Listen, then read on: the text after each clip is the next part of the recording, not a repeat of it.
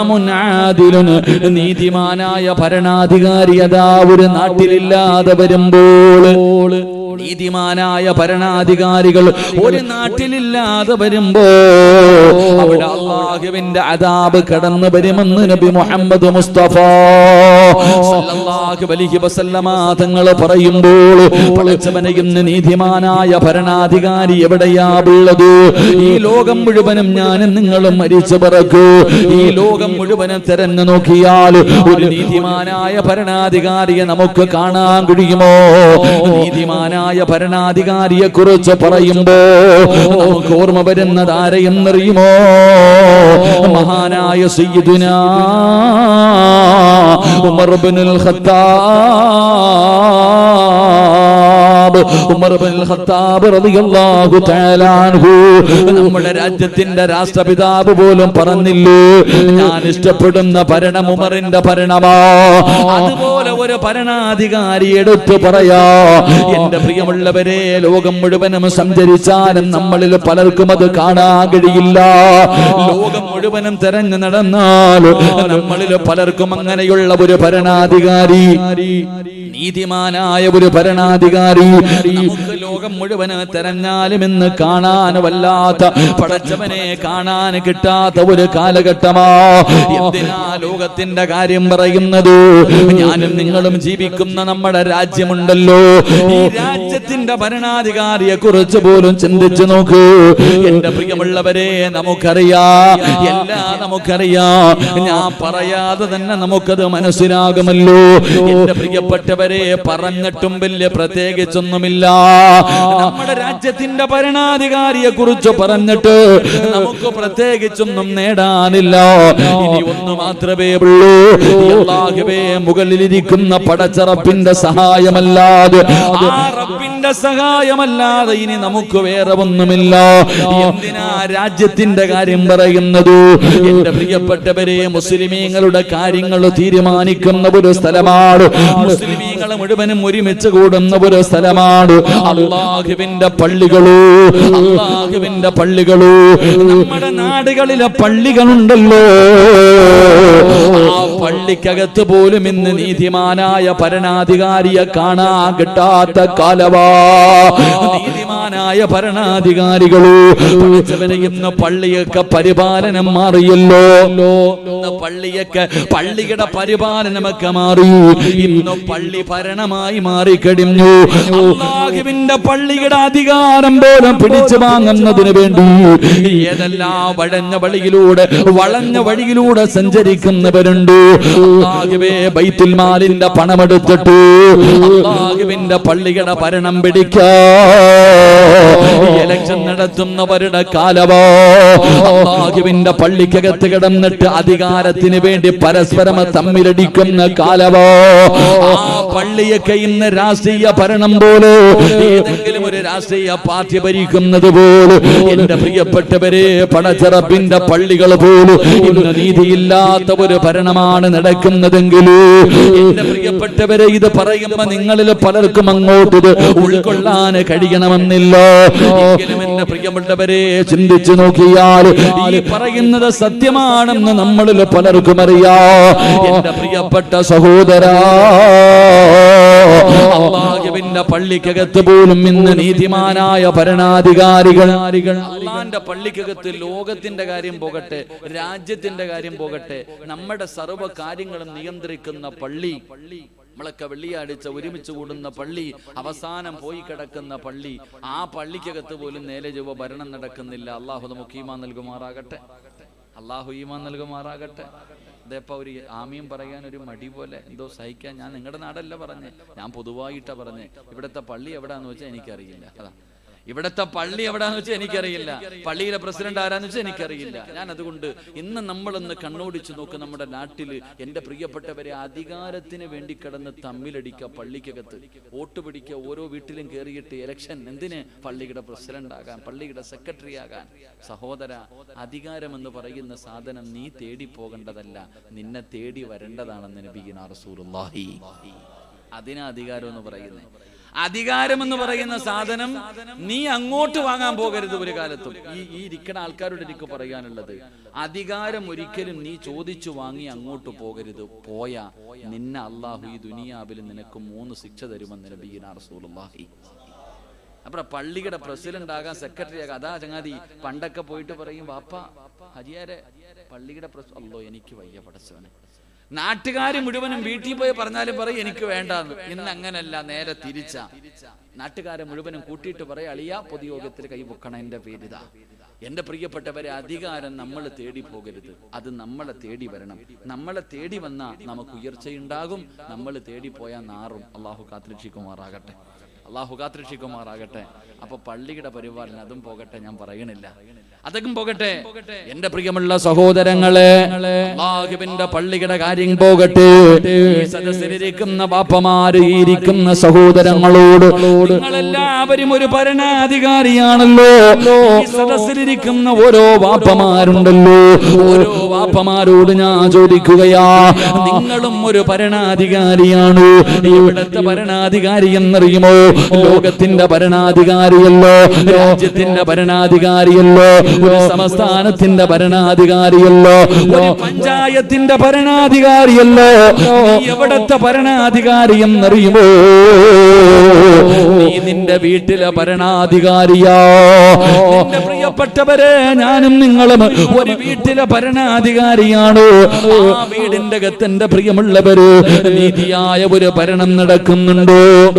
നീതിയായ ഒരു ഭരണം നടക്കുന്നുണ്ടോ? മഹാനായ നബി മുഹമ്മദ് മുസ്തഫ സ്വല്ലല്ലാഹു അലൈഹി വസല്ലമ തങ്ങൾ തന്റെ ഹജ്ജത്തുൽ വിദായിലെ അവസാനത്തെ പ്രഭാഷണത്തിൽ അല്ലാഹുവിന്റെ പ്രവാചകൻ തന്റെ മുന്നിൽ ഒരുമിച്ച് കൂടിയ ആയിരക്കണക്കിന് വരുന്ന സ്വഹാബത്തിനോട് അല്ലാഹുവിന്റെ പ്രവാചകൻ അവിടെന്ന് പറഞ്ഞു, സ്വഹാബാ ഇത്തഖുല്ലാഹ ഫിന്നിസാ. തന്റെ മുന്നിൽ നിൽക്കുന്ന സ്വഹാബികളോട് അല്ലാഹുവിന്റെ പ്രവാചകൻ അവിടെന്ന് വിളിച്ചു പറഞ്ഞു, സ്വഹാബാ, നിങ്ങളുടെ ഭാര്യമാരുണ്ടല്ലോ, നിങ്ങളുടെ മക്കളുണ്ടല്ലോ, അത് അല്ലാഹു നിങ്ങൾക്ക് നൽകിയിരിക്കുന്ന അമാനത്താണ് സഹാബാ. നമ്മുടെ ഭാര്യമാരുണ്ടല്ലോ, നമ്മുടെ മക്കളുണ്ടല്ലോ, അത് അല്ലാഹു നമുക്ക് നൽകിയിരിക്കുന്ന അമാനത്താണ്. പാപ്പാ നിന്നോട് ചോദിക്കും, പാപ്പോ നാളെ ഖബറിന്റെ അകത്ത് നിന്ന് എഴുന്നേറ്റ് നാളെ പടച്ചറപ്പിന്റെ പരലോകത്ത് ആ ചെമ്പിന്റെ തറയിലെ പടച്ചറപ്പിന്റെ മുന്നിൽ നീ പോയി നിൽക്കുമ്പോ അല്ലാഹു നിന്റെ ഭാര്യയെ കുറിച്ചു, നിന്റെ മക്കളെ കുറിച്ചു അല്ലാഹു നിന്നോട് വിചാരണ ചെയ്യുമെന്ന് നബി മുഹമ്മദ് മുസ്തഫ സ്വല്ലല്ലാഹു അലൈഹി വസല്ലമ തങ്ങൾ അവിടെന്ന് പറയുമ്പോൾ ഈ നിരന്നിരിക്കുന്ന വാപ്പമാരോട് നിങ്ങൾക്ക് പറയാൻ കഴിയുമോ? നിങ്ങൾ നീതിമാനായ ഒരു ഭരണാധികാരിയാണ്, നിങ്ങളെ വീട്ടിലെ ഒരു നീതിമാനാണ്. പറയാൻ കഴിയുമോ സഹോദരാ? പറയാൻ കഴിയുമോ സഹോദരാ?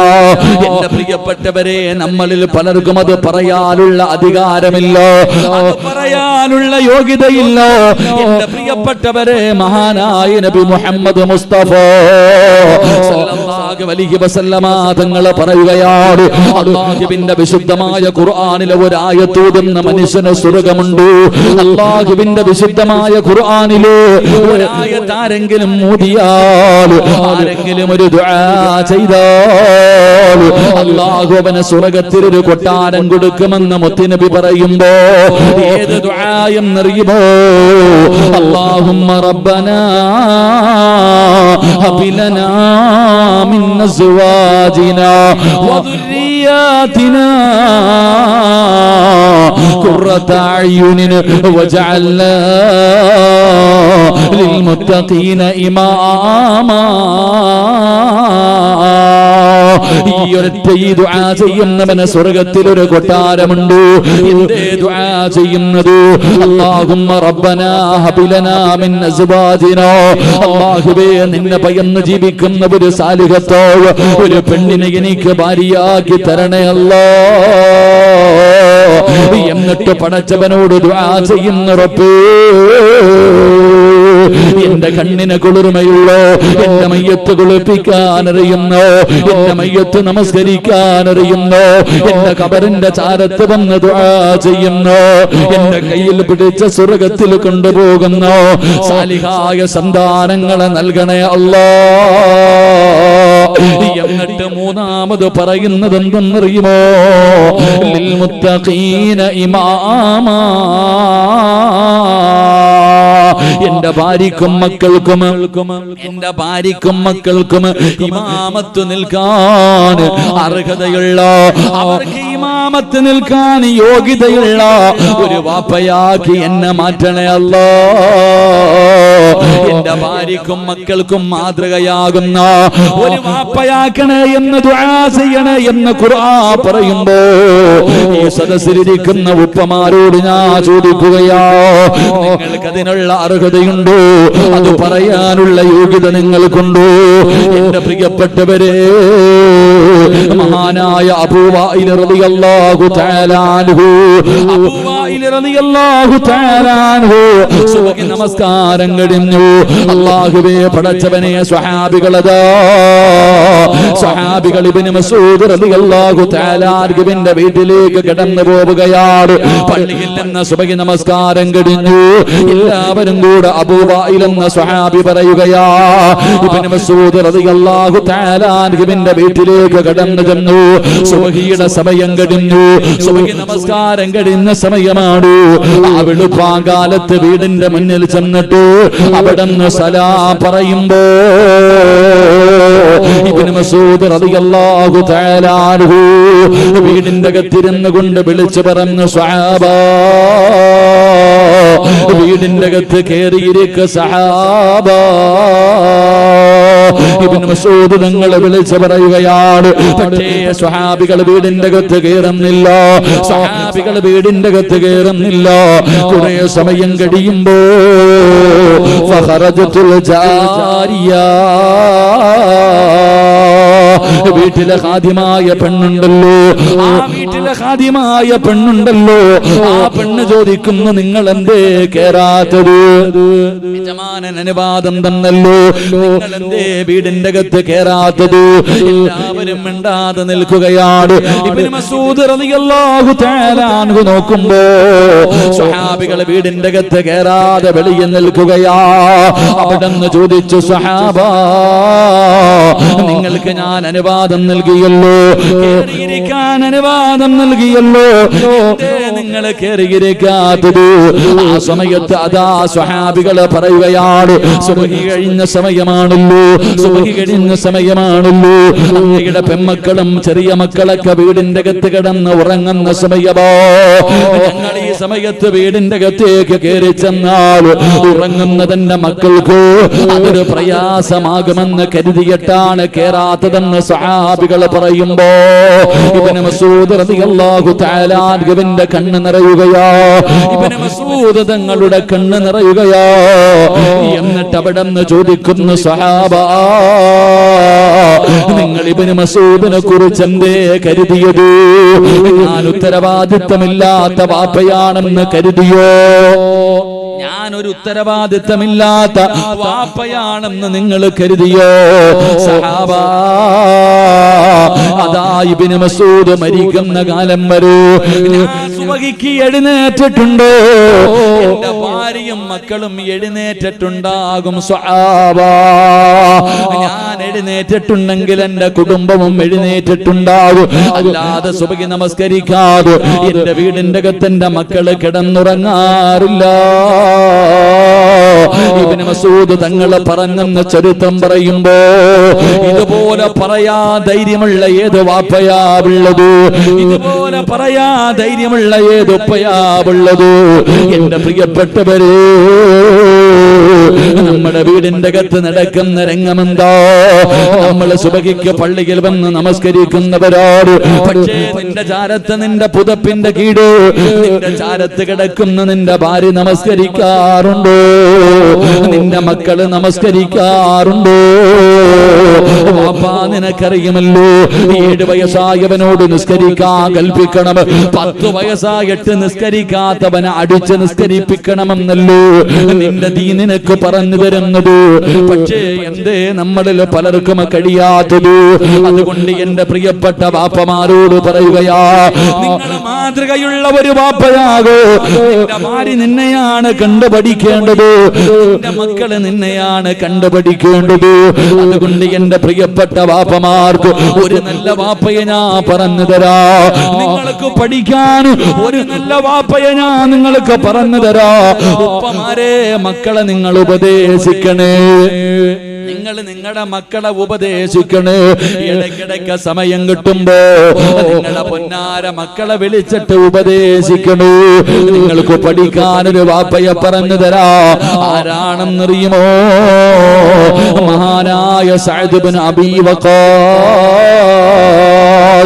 സഅദ് ഇബ്നു അബീ വഖാസ് റളിയല്ലാഹു തആല അൻഹു, ആ സഹാബി തന്റെ പൊന്നുമോനെ അടുത്ത് വിളിക്കുകയാണ്. ചെറിയ പ്രായമുള്ള തന്റെ പൊന്നുമോനെ, യാ ബുനയ്യ ഇന്നക ലൻ തൽഖാ അഹദൻ ഹുവ അൻസഹു. അവിടുന്ന് തന്റെ പ്രിയപ്പെട്ട പൊന്നുമോട്, മഹാനായ സഅദ് ഇബ്നു അബീ വഖാസ് റളിയല്ലാഹു തആല അൻഹു തന്റെ പൊന്നാര മകനെ അടുത്ത് വിളിച്ചിട്ട് അവിടുന്ന് പറയുന്നു, മോനെ, നിന്നെ ഉപദേശിക്കാൻ ഏറ്റവും അർഹതയുള്ളത് ഞാനാണ്. എന്നെ പോലെ ഉപദേശിക്കാൻ ഈ ലോകത്ത് മറ്റൊരാളുമില്ല. അതുകൊണ്ട് ഞാൻ എന്റെ പൊന്നുമകന് മോൻ ഉപദേശം തരാ. തന്റെ പൊന്നാര മകൻ അവിടുന്ന് സഅദ് ഇബ്നു അബീ വഖാസ് റളിയല്ലാഹു തആല അൻഹു 3 ഉപദേശമാണ് കൊടുത്തത്. 3 ഉപദേശമാണ് കൊടുത്തത്. ഒന്നാമത്തെ ഉപദേശം എന്തെന്നറിയുമോ? ഇദാ അറദ്ത അൻ തുസല്ലി ഫഅഹ്സിൻ വുളൂഅക. വാപ്പാ, നീ ഇങ്ങനെ ഒരു ഉപദേശം കൊടുത്തിട്ടുണ്ടോ? സഅദ് ഇബ്നു അബീ വഖാസ് റളിയല്ലാഹു തആല അൻഹു തന്റെ പൊന്നുമകന് കൊടുത്ത ഒന്നാമത്തെ ഉപദേശം എന്തെന്നറിയുമോ? മോനെ, എന്റെ പൊന്നുമകൻ നിസ്കരിക്കാൻ ഉദ്ദേശിച്ചാൽ മോൻ നല്ലതുപോലെ ഉളുവെടുക്കണേ മോനെ. ഒരു വാപ്പ തന്റെ പൊന്നാര മകന് കൊടുത്ത ഉപദേശമോ? മോനെ, നിസ്കരിക്കാൻ ഉദ്ദേശിച്ചാൽ എന്റെ പൊന്നുമകൻ നല്ലതുപോലെ ഉളുവെടുക്കണം, സൂക്ഷ്മതയോടുകൂടി ഉളുവെടുക്കണം, ഒരു പോരായ്മയും ഇല്ലാത്ത രീതിയിൽ ഉളുവെടുക്കണം. കാരണം എന്തെന്നറിയുമോ? മോൻ എന്തിനാ ഉളുവെടുക്കുന്നതെന്നറിയുമോ? സഹോദരാ, എത്രയോ കൊല്ലങ്ങൾ കൊണ്ട് ഞാനും നിങ്ങളും ഉളുവെടുക്കുന്നുണ്ട്. എന്തിനാണ് ഉളുവെടുക്കുന്നതെന്ന് നിനക്കറിയുമോ? നിന്റെ മക്കളോട് നീ പറഞ്ഞു കൊടുത്തിട്ടുണ്ടോ? സഅദ് ഇബ്നു അബീ വഖാസ് റളിയല്ലാഹു തആല അൻഹു തന്റെ പൊന്നുമകനോട് പറഞ്ഞു കൊടുക്കുകയാണ്, മോനെ, നിസ്കരിക്കാൻ ഉദ്ദേശിച്ചാൽ നല്ലതുപോലെ നീ ഉളുവെടുക്കണം, നല്ലതുപോലെ നീ ഉളുവെടുക്കണം. കാരണം എന്തെന്നറിയുമോ? നീ ഉളുവെടുക്കുന്നത് അല്ലാഹനെ കാണാനാ. ഒരു വാപ്പ തന്റെ മകനോട് പറഞ്ഞു കൊടുക്കുകയാ, മോനെ, ഉളുവെടുക്കുന്നത് അല്ലാഹനെ കാണാനാണ് മോനെ. ഇന്ന് വരെ 50 വയസ്സുള്ള വാപ്പ നിനക്ക് തോന്നിയിട്ടുണ്ടോ? ഓർമ്മ വെച്ച കാലം മുതൽ നീ ഉളുവെടുക്കുന്നവനാണ്. ഇന്ന് വരെ നിനക്ക് തോന്നിയിട്ടുണ്ടോ ഞാൻ ഉളുവെടുക്കുന്നത് അല്ലാഹനെ കാണാനാ? ഈ ചിന്ത നിനക്കുണ്ടായിട്ടുണ്ടോ? പക്ഷേ സഅദ് ഇബ്നു അബീ വഖാസ് റളിയല്ലാഹു തആല അൻഹു തന്റെ പൊന്നുമകനോട് പറഞ്ഞു, മോനെ, ഉളുവ് കളിക്കേണ്ട കാര്യമല്ല, അത് കളിയല്ലടാ പൊന്നുമോനെ. ഉളുവെടുക്കുന്നത് അല്ലാഹനെ കാണാനാ. അതുകൊണ്ട് എന്റെ പൊന്നുമകൻ സൂക്ഷ്മതയോടുകൂടി വേണം ഉളുവെടുക്കാൻ. കാരണം എന്തെന്നറിയുമോ? നിങ്ങൾക്ക് ഈമാൻ ഈമാനുള്ള ഒരു മനുഷ്യനെ കാണണോ? നിസ്കാരത്തഴമ്പിലല്ല, താടിയുടെ നീളത്തിലല്ല, പ്രവാസനം നടത്തുന്നതിലല്ല, ഇമാമത്ത് നിൽക്കുന്നതിലല്ല, ഹജ്ജിന് പോയതിന്റെ പേരിലല്ല. നിങ്ങൾക്ക് ഈമാനുള്ള ഒരു മനുഷ്യനെ കാണണോ? നിങ്ങൾക്ക് ആർക്കെങ്കിലും ഈമാനുള്ള, ഈ നാട്ടിലെ ഈമാനുള്ള ഒരു മനുഷ്യനെ നിങ്ങൾക്ക് ആർക്കെങ്കിലും കാണണോ? മഹാനായ ഇമാം ഗസാലി തങ്ങൾ പറയുകയാ, ഹൗദിന്റെ കരയിൽ പോയി നിൽക്കുമോനെ, പള്ളിയിൽ ഉതുപെടുക്കുന്ന സ്ഥലത്ത് പോയി നിൽക്കൂ. ഏതെങ്കിലും ഒരു മനുഷ്യന് സൂക്ഷ്മതയോടുകൂടി ഉതുപെടുക്കുന്നത് കണ്ടാൽ അവൻ ഈമാനുള്ളതിന്റെ അടയാളമോ, അവനൊരു യഥാർത്ഥ വിശ്വാസിയായതിന്റെ അടയാളമാണ് സൂക്ഷ്മതയോടുകൂടി ഉതുപെടുക്കുന്നതെന്ന് ഇമാം ഗസാലി തങ്ങൾ പറയുമ്പോ, മോനെ കളിയല്ലടാ. വാപ്പ എന്തിനാണ് തന്റെ പൊന്നാര മകനോട് ഉതുവിനെ കുറിച്ച് പറയാറുള്ള കാരണം എന്തെന്നറിയുമോ? മഹാനായ നബി മുഹമ്മദ് മുസ്തഫ സല്ലല്ലാഹു അലൈഹി വസല്ലമ തങ്ങൾ പറയുകയാ, ഉതുവിന്റെ പ്രതിഫലം എന്തെന്നറിയുമോ? ഉതുവെടുത്താൽ കിട്ടുന്ന പ്രതിഫലം എന്തെന്നറിയുമോ? അല്ലാഹുവിന്റെ പ്രവാചകൻ അവിടെന്ന് പറഞ്ഞു, സ്വഹാബാ, ഞാൻ ഉതുവെടുത്ത് കാണിച്ചു തന്നതുപോലെ, ഞാൻ ഉതുവെടുത്ത് കാണിച്ചു തന്നതുപോലെ ഏതെങ്കിലും ഒരു മനുഷ്യൻ ഉതുവെടുത്താൽ അല്ലാഹു ആ മനുഷ്യന് കൊടുക്കുന്ന പ്രതിഫലം എന്തെന്നറിയുമോ? ഈ സദസ്സിലിരിക്കുന്നവരോട് പറയുകയാ, ഉസ്താദേ, ഞാൻ ജീവിതത്തിൽ ഒരുപാട് പാപം ചെയ്തവനാണ്. ഇവിടെ കൊണ്ടാണ് ഈ പാപങ്ങൾ കഴുകിക്കളയുന്നത്? എന്ത് ചെയ്യാനാണെന്ന് ചോദിക്കുന്ന മുസ്ലിമേ, നിന്റെ ജീവിതത്തിൽ ചെയ്ത പാപം പൊറുക്കാനുള്ള ഒരു എളുപ്പവഴി പറയാ. നിന്റെ ജീവിതത്തിൽ ചെയ്തു കൂട്ടിയ എല്ലാ പാപങ്ങളും പൊറുക്കാനുള്ള ഒരു എളുപ്പവഴി ഞാൻ പറയാ. മഹാനായ നബി മുഹമ്മദ് മുസ്തഫ സല്ലല്ലാഹു അലൈഹി വസല്ലമ തങ്ങള്, അല്ലാഹുവിന്റെ പ്രവാചകൻ അവിടെന്ന് പറയുകയാണ്, ഞാൻ ഉളുവെടുത്ത് കാണിച്ചു തന്നതുപോലെ നിങ്ങൾ ആരെങ്കിലും ഉളുവെടുത്താൽ നിന്റെ സർവ്വ പാപങ്ങളും അല്ലാഹു പുറത്തു തരുമെന്ന് നബി മുഹമ്മദ് മുസ്തഫ. മരത്തിൽ നിന്ന് ഉണക്ക ഇല പൊഴിഞ്ഞു വീഴുന്നത് പോലെ നീ കണ്ണുകൊണ്ട് കണ്ട പാപമുണ്ടല്ലോ, ചെവി കൊണ്ട് കേട്ട പാപമുണ്ടല്ലോ, നാവ് കൊണ്ട് പറഞ്ഞ പാപമുണ്ടല്ലോ, കൈ കൊണ്ട് പിടിച്ച പാപമുണ്ടല്ലോ, കാലുകൊണ്ട് നടന്ന പാപമുണ്ടല്ലോ, എല്ലാ പാപങ്ങളും അല്ലാഹു നിനക്ക് പുറത്തു തരുമെന്ന് മുത്തുനബി പറയുമ്പോ, ഉമ്മ പ്രസവിച്ചിട്ട മക്കളെ പോലെ വേണം അല്ലാഹനെ കാണാ പോകാ, അല്ലാഹനെ കാണാ പോകാ. ഉമ്മ പ്രസവിച്ച മക്കളെ പോലെ പാപങ്ങൾ മുഴുവനും പള്ളിയുടെ ഹൗദിന്റെ കരയിലെ കഴുകിക്കളഞ്ഞിട്ട് ഒരു പാപവും ചെയ്യാത്തവനെ പോലെ വേണം നീ അല്ലാഹനെ കാണാ പോകാ. അതുകൊണ്ട് പ്രിയമുള്ള സഹോദരാ, ഏറ്റവും കൂടുതൽ പ്രയാസമുണ്ടാകുന്ന സമയമുണ്ടല്ലോ, തണുപ്പുള്ള രാത്രിയിൽ ഉതുവെടുക്കാൻ വല്ലാത്ത മടിയാണ്, വെളുപ്പാങ്കാലത്ത് എഴുന്നേറ്റ് ഉതുവെടുക്കാൻ വല്ലാത്ത മടിയാണ്. എങ്കിലും മുത്തുനബി പറയുകയാ, യൗമലാ ളില്ല ഇല്ലാ ളില്ലു അൽ മുതവല്ലിഉ ഫീ മകാരിഹി.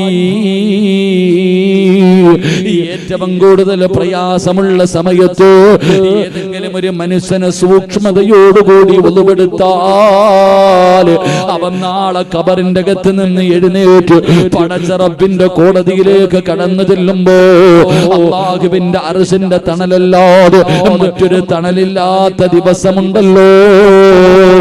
നേരെ ചൊവ്വ ഉളുവെടുത്ത മനുഷ്യ, നിനക്കല്ല അർശിന്റെ താഴ് ഒരിടം നൽകുമെന്ന് നബി മുഹമ്മദ് മുസ്തഫ സല്ലല്ലാഹു അലൈഹി വസല്ലമ തങ്ങൾ പറയുമ്പോ എന്റെ പ്രിയപ്പെട്ടവരോട് പറയുകയാണ്, ഒന്നുമില്ലാതെ നിങ്ങൾ നമസ്കരിക്കല്ലോ, ഒന്നുമില്ലാതെ നിങ്ങൾ നമസ്കരിക്കല്ലോ. അത് പടച്ചവനെ കളിയാക്കലോ, അത് അല്ലാഹുവിനെ കളിയാക്കലോ. നീ അല്ലാഹനെ കളിയാക്കിയാൽ അല്ലാഹ് നിന്നെയും കളിയാക്കും ചെറുപ്പക്കാരാ. അല്ലാഹു നിന്നെയും കളിയാക്കും പെണ്ണ്. എപ്പോഴാണ് അല്ലാഹു കളിപ്പിക്കുന്നതെന്നറിയുമോ? നീ നേരെ ചുവ ഉളുവെടുക്കാതെ പടച്ചറപ്പിന്റെ മുന്നിൽ പോയ കോമാളിത്തരങ്ങൾ കാണിക്കുമ്പോ അല്ലാഹുവേ നിന്നെ പടച്ചവനെ കളിയാക്കുന്ന സമയം എപ്പോഴെന്നറിയുമോ? സക്കറാത്തിന്റെ അവസ്ഥയില് നീ മരണത്തോട് മല്ലടിച്ചു കൊണ്ട് കിടക്കുമ്പോൾ നിന്റെ കുടുംബക്കാര്, നിന്റെ മക്കളുണ്ടല്ലോ, നിന്റെ കൂടപ്പിറപ്പുകളുണ്ടല്ലോ, എല്ലാവരും നിന്റെ ചാരത്ത് വന്ന് നിന്നിട്ട് അവിടെ നിന്ന് പറഞ്ഞു തരുമില്ല ഇലാഹ ഇല്ലല്ലാഹ്. നീ മരിക്കാൻ കിടക്കുന്ന സമയത്ത് നിന്റെ ചാരത്ത് വന്നിരുന്നിട്ട് അവിടെ നിന്ന് പറഞ്ഞു തരും ലാ ഇലാഹ ഇല്ലല്ലാഹ് പറഞ്ഞ അല്ല നിനക്ക് സ്വർഗം തരും. എല്ലാവരും കൂടെ പറഞ്ഞു തരുമ്പോ പറയണമെന്ന ആഗ്രഹത്തോടെ നിന്റെ നാവ് പൊക്കുമ്പോ പൊങ്ങൂലടാ ചെറുപ്പക്കാരാ. അത് പറയാ നിനക്ക് അല്ലാഹു ഭാഗ്യം നൽകൂല. അതുകൊണ്ട് മഹാനായ സ്വഹാബിയുണ്ടല്ലോ സഅദ് ഇബ്നു അബീ വഖാസ് റളിയല്ലാഹു തആല അൻഹു, തന്റെ പൊന്നുമകന് കൊടുത്ത ഒന്നാമത്തെ ഉപദേശം, മോനെ നമസ്കരിക്കാൻ ഉദ്ദേശിച്ചാൽ നല്ലതുപോലെ വുളുവെടുക്കണേ. രണ്ടാമത്തെ ഉപദേശം എന്തെന്നറിയുമോ? ഒരു വാപ്പ തന്റെ മകന് കൊടുത്ത രണ്ടാമത്തെ ഉപദേശം എന്താ? അല്ലാഹുവേ അവിടെന്ന് പറയുന്നു, മോനെ സ്വല്ലി സ്വലാത്ത ലാ തറാ അന്നകി തുസല്ലി ബഅദഹാ. തന്റെ പൊന്നാര മകന് കൊടുക്കുന്ന രണ്ടാമത്തെ ഉപദേശം എന്തെന്നറിയുമോ? മോനെ നമസ്കരിക്കാൻ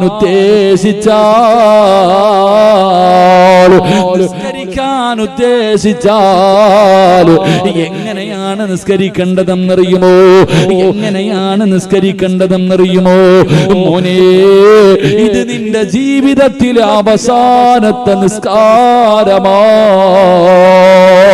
മോന്റെ ജീവിതത്തിലെ അവസാനത്തെ നിസ്കാരമാണ് ഈ നിസ്കാരമെന്ന് കരുതിയിട്ട് വേണം എന്റെ പൊന്നുമകൻ നമസ്കരിക്കാ. അങ്ങനെ നിസ്കരിച്ചാലേ അത് നിസ്കാരമാകൂ. പാപ്പ പറഞ്ഞു കൊടുക്കുകയാണ്, നിസ്കരിക്കാൻ തീരുമാനിച്ചു കഴിഞ്ഞാൽ എങ്ങനെ നിസ്കരിക്കണമെന്നറിയുമോ? എങ്ങനെ നിസ്കരിക്കണമെന്നറിയുമോ? ജീവിതത്തിലെ അവസാനത്തെ നിസ്കാരമാണ് ഞാൻ നിസ്കരിക്കാൻ പോകുന്നത് എന്ന് കരുതിയിട്ട് വേണം എന്റെ പൊന്നുമകൻ നമസ്കരിക്കാൻ. കാരണം എന്തേ? മോനെ നീ അല്ലാഹനെ കാണുന്നില്ലെങ്കിലും അല്ല നിന്നെ കാണുന്നുണ്ട്. അല്ലാഹു നിന്റെ കണ്ണിന്റെ മുന്നിൽ നിൽക്കുന്നുണ്ട്. മോനെ നീ അല്ലാഹനെ കാണാത്തത് നിന്റെ പോരായ്മ കൊണ്ടാ. നമ്മളാരും അല്ലാഹനെ കാണാത്തത് നമ്മുടെ പോരായ്മ കൊണ്ടാണ്, നമ്മുടെ ഈമാനിന്റെ കുറവ് കൊണ്ടാണ്. പക്ഷേ അല്ല നമ്മളെ കാണുന്നുണ്ട്. ഒരു മറയുമില്ലാതെ കണ്ണിന്റെ മുന്നിൽ വന്ന് പടച്ചവൻ നിൽക്കുന്നുണ്ട്. അതുകൊണ്ട് മോനെ നമസ്കരിക്കുന്ന സമയത്ത് ഇത് ജീവിതത്തിൽ അവസാനത്തെ നിസ്കാരമാണെന്ന് കരുതിയിട്ട് വേണം നിസ്കരിക്കാൻ. കാരണമെന്തെന്നറിയുവോ? ഒരു മനുഷ്യൻ നമസ്കരിക്കുന്നതിന് വേണ്ടി കൈകെട്ടി, ഒരു മനുഷ്യൻ നമസ്കരിക്കുന്നതിന് വേണ്ടി, നിങ്ങളെല്ലാവരും നാളെ സുബഹി നമസ്കരിക്കുന്നതിന് വേണ്ടി എല്ലാവരും കൈകെട്ടി, എന്നിട്ട് സ്വലാം പറഞ്ഞു പിരിയുമ്പോ ഒന്നുകിൽ നീ സ്വർഗത്തില് അല്ലെങ്കിൽ നീ നരകത്തില്. ഈ രണ്ടാലൊരു സ്ഥലം നിനക്ക് ഉറപ്പാണെന്ന് നബി മുഹമ്മദ് മുസ്തഫ സല്ലല്ലാഹു അലൈഹി വസല്ലം. അവിടെ നിന്ന് വാപ്പ തന്റെ പൊന്നാര മകന് പറഞ്ഞു കൊടുത്ത ഒരു വാപ്പ തന്റെ മകന് പറഞ്ഞു കൊടുത്ത രണ്ടാമത്തെ ഉപദേശം എന്തേ? മോനെ നിസ്കരിക്കാൻ ഉദ്ദേശിച്ച ഇത് ജീവിതത്തിൽ അവസാനത്തെ നിസ്കാരമാണെന്ന് കരുതിയിട്ട് വേണം നിസ്കരിക്കാൻ. കാരണം അള്ളാന്റെ മുന്നിലാണ് നീ നിൽക്കണേ. അല്ല നിന്റെ മുന്നിൽ നിൽക്കുന്നുണ്ട്. നീ കാണുന്നില്ലെങ്കിലും അല്ല നിന്നെ കാണുന്നുണ്ട്. ഇശാ നിസ്കരിച്ചവരാണല്ലോ ഇരിക്കണവരൊക്കെ. അള്ളാഹു ഈമാൻ നൽകുമാറാകട്ടെ. നിസ്കരിച്ചില്ലേ? ഇശാ നിസ്കരിച്ചവരൊക്കെ ഒന്ന് കൈപൊക്കിക്കേ. ഒന്നീ നീ സ്വർഗത്തിൽ, അല്ലെങ്കിൽ നീ നരകത്തിൽ. ഒരു വക്കത്ത് നമസ്കാരം കഴിഞ്ഞൊരു മനുഷ്യൻ പള്ളിയിൽ നിന്ന് വെളിയിലിറങ്ങുമ്പോ, നിസ്കാരപ്പായിൽ നിന്ന് എഴുന്നേൽക്കുമ്പോ, ഒന്നീ സ്വർഗത്തിന്റെ ലിസ്റ്റിൽ നിന്റെ പേരുണ്ടാകും, അല്ലെങ്കിൽ നരകത്തിന്റെ ലിസ്റ്റിൽ നിന്റെ പേരുണ്ടാകും. അള്ളാഹു നമ്മളെ സ്വർഗവാസികളിൽ പെടുത്തുമാറാകട്ടെ. ഇതാ നിസ്കാരം.